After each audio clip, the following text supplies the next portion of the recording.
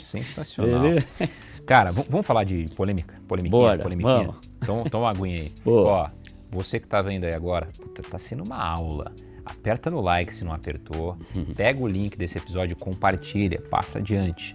Faz a corrente do bem funcionar. Massa? Bom, pergunta que a gente vê muitos canais de finanças, né, falarem sobre isso, educação financeira falarem sobre isso. Então, a pergunta que não quer calar é: imóvel, compro ou alugo? Por quê? Tá, vamos lá. Eu amo esse papo aí também. Cara, primeira coisa, independente de se você é rico, milionário, classe média, pobre ou lascadão, todo mundo quer ter uma casa.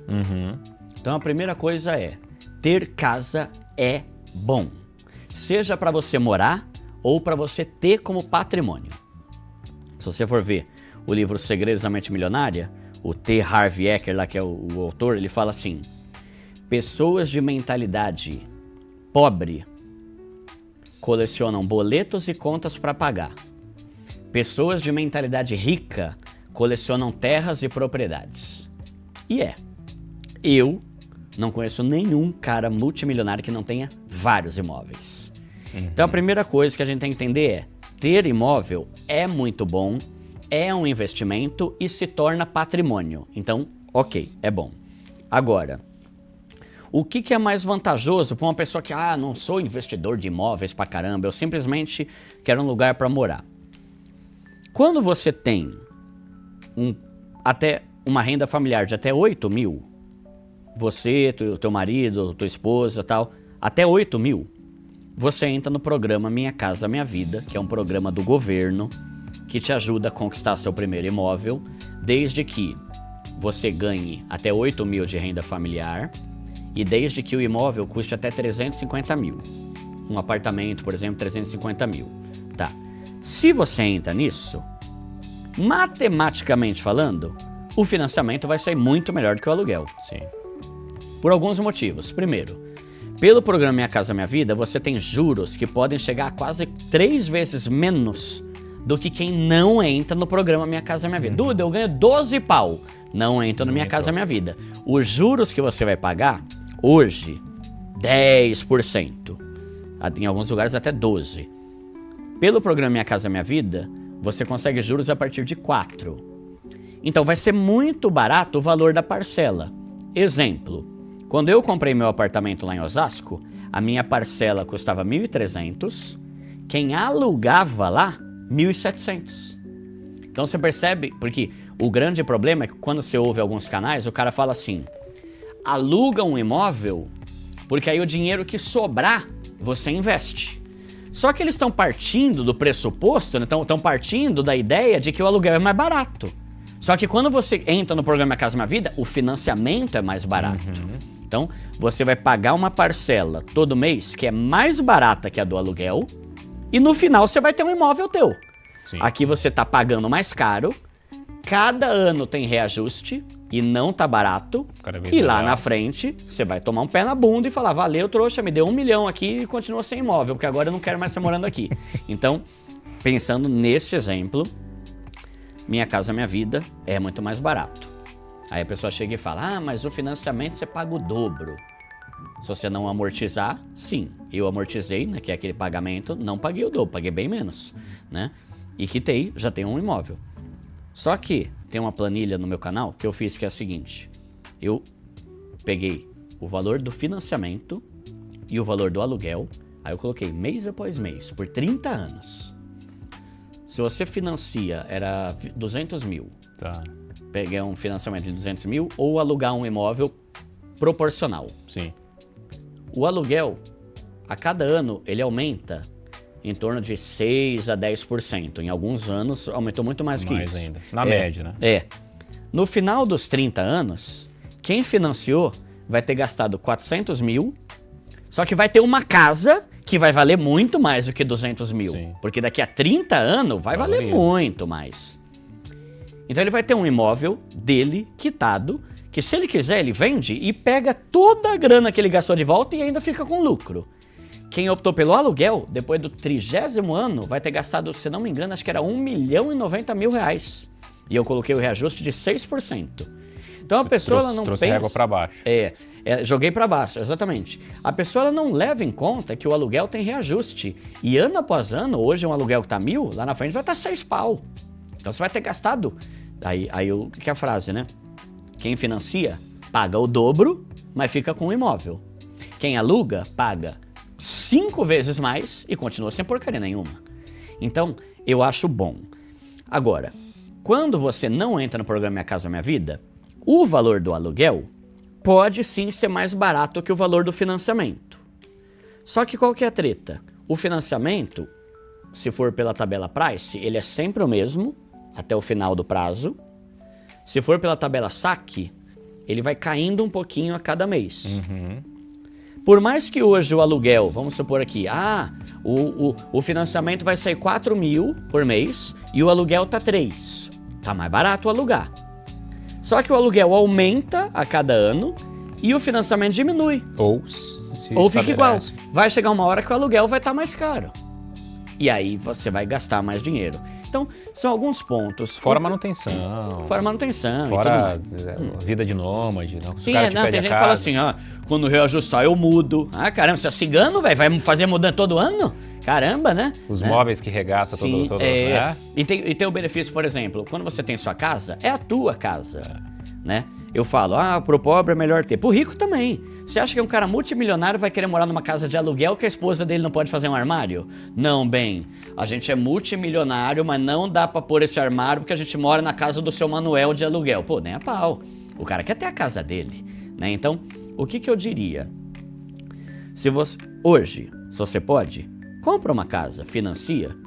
Em último caso, aluga ela e mora em outro lugar se você quiser. Tem gente aí que é jovem, quer morar no Fortaleza, depois vai para Caldas Novas. Faz se você quiser, mas tenha um imóvel, porque ele é meio que uma garantia de que se tudo der ruim, você tem para onde voltar, né? O ruim é a pessoa que mora de aluguel, não tem dinheiro, não tem investimento e de repente toma um pé na bunda. Exato. Né? Aí a pessoa fala, mas e se eu financiar e perder meu emprego? Ué, a mesma coisa se você alugar e perder o emprego. Você acha que o dono da tua casa vai deixar você morar de aluguel? Não, você é meu amigo, vai perder o emprego. Tadinho, mora de aluguel. Vai se ferrar do mesmo jeito, né? Só que pelo menos se você tá financiando, pagou uma grana, perdeu o emprego, você consegue vender pra alguém pegar pelo menos uma parte disso de volta. Sim. Agora, se você tá vivendo de aluguel há 5 anos e perdeu o emprego, tudo que você gastou nesses 5 anos foi pro saco, né? Então, talvez tenha situações em que é bom. Tipo, o cara casou e tá desesperado, precisa comprar. Precisa morar em algum canto. Ou então o cara foi transferido pra Fortaleza e não sabe ainda se vai ficar muito tempo. Mora de aluguel. Não tem problema morar de aluguel. O que eu acho errado é a pessoa achar que pode viver a vida de aluguel. Não. Seja temporário. Que seja temporário. Talvez você é jovem, tá morando de aluguel, alugou um estúdio na Faria Lima, do lado da XP. Tá bom. Só que vai montando seu pé de meia pra você comprar o teu. Porque é patrimônio, é casa, é um bem, é uma forma de você também dividir o seu patrimônio em uma coisa que é segura. Diversificação. De repente você tem aí $500 mil, tá? Aí você é sequestrado, aí o cara leva tudo. O cara vai roubar a tua casa, vou roubar a tua casa na mala, né? Então uma casa tem risco também, mas principalmente pra quem tem muita grana. Por isso que cara milionário gosta de investir em imóvel. Pra quando você é pobre, beleza, eu tenho R$20 mil aqui no CDB. Agora imagina que você tem 20 milhões. Você vai querer botar tudo num banco? Aí o cara começa a diversificar, começa a colocar em offshore, começa a colocar em empresa, começa a colocar em imóvel, em terreno, em lote, para que ele tenha parte do dinheiro em cada coisa. Se algum dia ele for sequestrado, pelo menos o resto das coisas que ele tem ali ninguém pode roubar, né? É a dica da avó, né, cara? Você pega os ovos e divide em várias cestas, né? Exatamente. Se tá concentrado em uma e ela cai, você fica sem comer. Sim, então eu sou totalmente a favor e te dá muita paz você ter seu próprio teto. Né? A paz, fora o fator psicológico, né? Isso que eu ia falar. No livro A Psicologia Financeira, Morgan Housel, muito bom esse livro.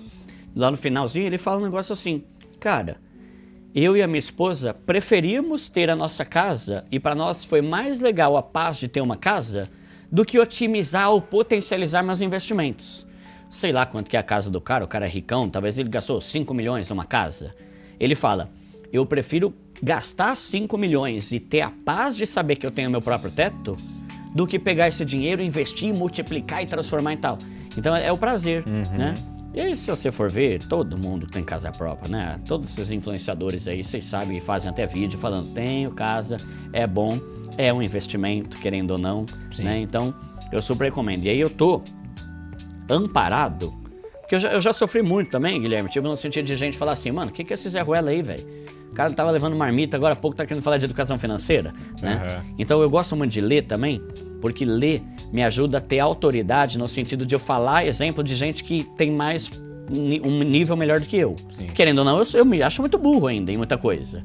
Só que eu leio o livro pra falar, caramba, olha, às vezes eu me acho inteligente. Olha, o cara tá falando, eu já sabia, mesmo sem ter lido, né? Entendi. Por causa da educação financeira. Então, se você for ler Os Segredos da Mente Milionária, pessoa pobre, boleto e conta. Pessoa com mentalidade rica, terra e propriedade. O Homem Mais Rico da Babilônia, que para mim é o melhor livro de educação financeira. Tenha sua própria casa. Garanta um teto para você e para os seus, para sua família, para os seus filhos. Bênçãos recaem sobre aquele homem que tem o seu próprio teto. O Homem Mais Rico da Babilônia. Se você vai ver a Psicologia Financeira, que foi um dos livros mais best-seller e mais vendidos de educação financeira. Eu e a minha esposa queremos ter uma casa própria porque nos dá paz e nem toda decisão é simplesmente financeira. Às vezes é a paz e o emocional, a tranquilidade de ter meu próprio teto. Boa. Ah, mas você poderia ganhar, tá? Mas eu prefiro a paz. Não sei se sempre, né? Mas muitas vezes a paz vale mais do que uma rentabilidade maior. Total. Né? E se você for pegar o livro Pai Rico, Pai Pobre, é até interessante. No livro Pai Rico, Pai Pobre, do Robert Kiyosaki, ele fala lá, casa é um passivo, porque ela te gera custo, manutenção, IPTU e tal. Aí um monte de gente começou a falar, Pai Rico, Pai Pobre fala para não ter casa, fala pra gente não investir em casa porque é passivo. Aí no outro livro que ele fez, depois desse, ele falou lá, pessoal, no Pai Rico, Pai Pobre, eu falei que casa é um passivo. Mas em nenhum lugar eu falei que não é pra você ter casa própria. Eu mesmo tenho casa própria e acho que foi a melhor escolha que eu tive. Então assim, por mais que tenha gente que discorde, eu estou amparado por todos os maiores livros de educação financeira. Tem até um vídeo do Luiz Barça também, que é o maior investidor da Bolsa. Né? Tem um vídeo lá que viralizou dele, um corte, só botar no YouTube aí, que ele fala, cara, antes de fazer qualquer coisa, compra a sua casa. Compra a tua casa, é bom, é uma garantia, é uma estabilidade. Total. Né? Então, eu acho muito bom, mas entendo que em determinadas situações, um cara que quer morar aqui pertinho do trabalho e tal, e não sabe o que vai fazer. Momento de vida, né? Momento de vida. Mora de aluguel, mas morando de aluguel, já começa a se planejar para um dia você ter sua própria casa, que vai ser muito bom. Excelente, velho. Boa. Muito bom.